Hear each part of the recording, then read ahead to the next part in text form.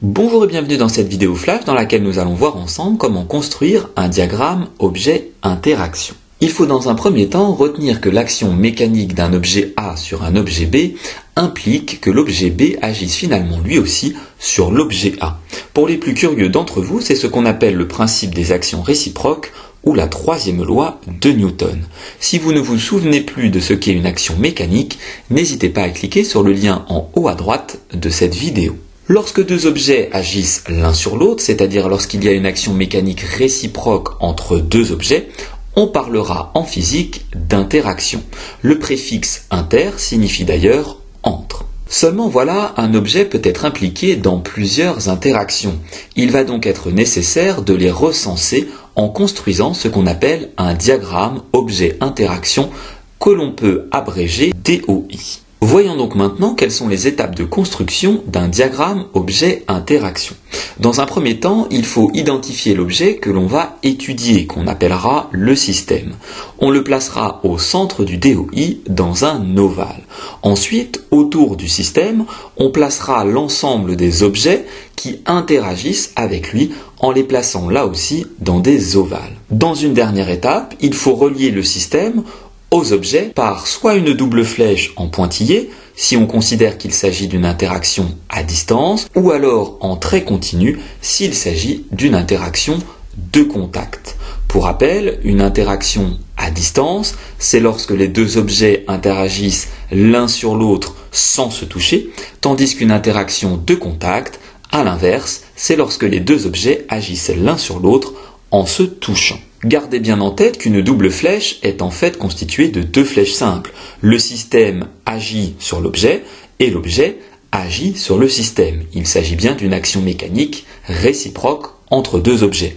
Pour faciliter les choses, on préfère utiliser une double flèche. Réalisons maintenant deux exemples pour être sûr que tout cela est bien compris.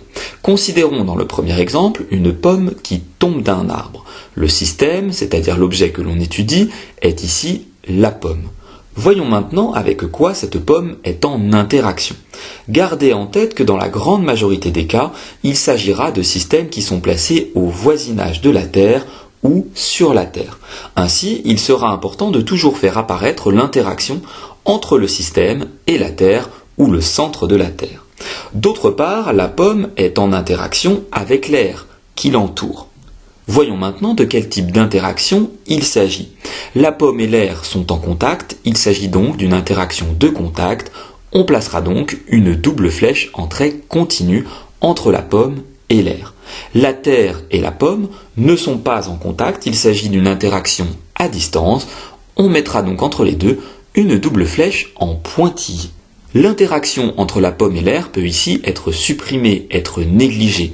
En effet, l'air a peu d'influence sur le mouvement de la pomme. De manière générale, sauf indication contraire, l'interaction entre le système et l'air peut être négligée. Intéressons-nous maintenant à un deuxième exemple avec un ordinateur posé sur une table. Considérons que le système est l'ordinateur. On va donc le placer au centre du DOI. Voyons maintenant avec quoi cet ordinateur est en interaction. Étant donné qu'il se trouve sur la Terre, il y a donc une interaction entre l'ordinateur et la Terre, mais aussi une interaction entre l'ordinateur et la table, puisque l'ordinateur est posé sur la table. Voyons maintenant de quel type d'interaction il s'agit. L'interaction entre l'ordinateur et la table est une interaction de contact, puisque les deux objets sont en contact. L'interaction entre la Terre et l'ordinateur est une interaction cette fois-ci à distance. On placera donc entre les deux ovales une double flèche en pointillé. Cette vidéo flash est maintenant terminée, j'espère qu'elle a été claire. N'hésitez pas à vous abonner à ma chaîne YouTube et je vous dis à très bientôt pour de nouvelles vidéos.